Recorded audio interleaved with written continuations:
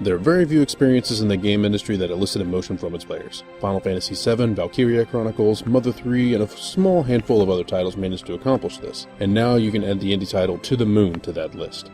Now, it's usually good practice to avoid writing a review in first person. However, To the Moon manages to touch players on such an emotional and intimate level that it seems appropriate to discuss the game with the personal touch. So for those of you looking for a super professional discussion on the mechanics of the game, you may want to look elsewhere. But that's the beauty of this game, though. Nearly the entirety of the enjoyment from this game is due to the subjective aspects of the game. Yeah, I know all games are fairly subjective by nature, but the beauty of To the Moon is in its writing, humor, and masterfully crafted soundtrack and breathtaking production. You as the player take the role of two doctors who delve into the memories of those looking to make a change. In the case of their current patient, Johnny, that wishes to go to the moon. Whether the developers were influenced by the movie Inception or not is unknown, but the game certainly seems to be in the same vein. As for the gameplay, you'll spend most of your time reading through text rather than actually playing a game. With the exception of a few puzzles where you flip tiles and other seldom-seen minigames, there's little in the way of traditional gameplay. And that is honestly the biggest knock I have against To the Moon. Some might argue that it's more of an experience and less of an actual, quote, game. So while I'm talking about complaints, let's get them all out of the way so I can get to what I actually loved about this title.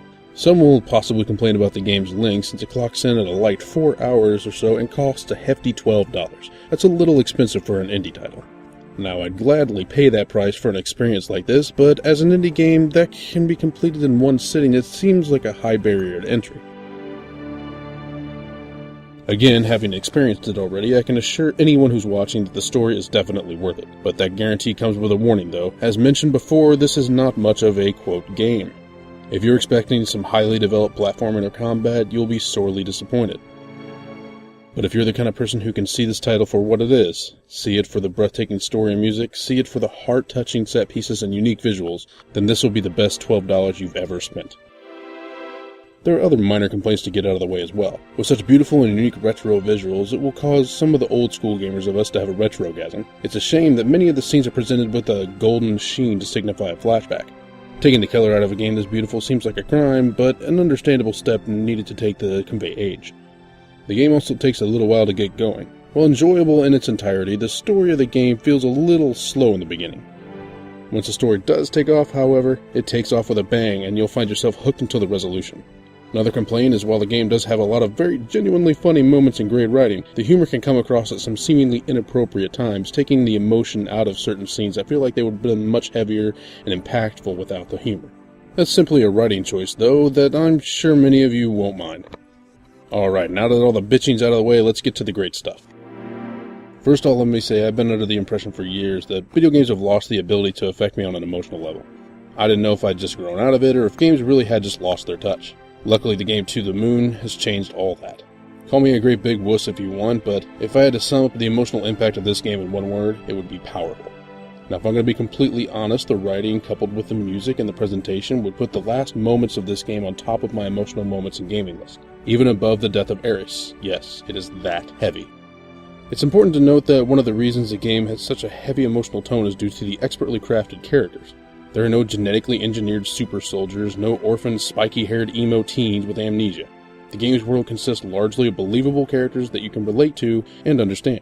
At the beginning of the game, you're helping an old man named Johnny. By the end, it feels like you're helping a very close friend. Earlier, I had commented on the length of the game. 4 hours may seem mighty short for a lot of you watching, but I can assure you that 4 hours is so packed with revelations, twists, and turns, the game easily feels twice as long. I also mentioned the humor earlier as well.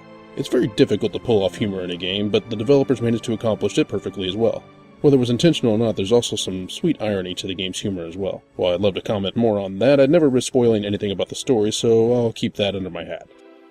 Every once in a while, you come across a game that changes the way you look at the industry as a whole. Even rarer is when you find a game that sticks with you months after you've watched the end credits. I have no doubt that those of you willing to give To the Moon a chance will have it stick with you for years to come.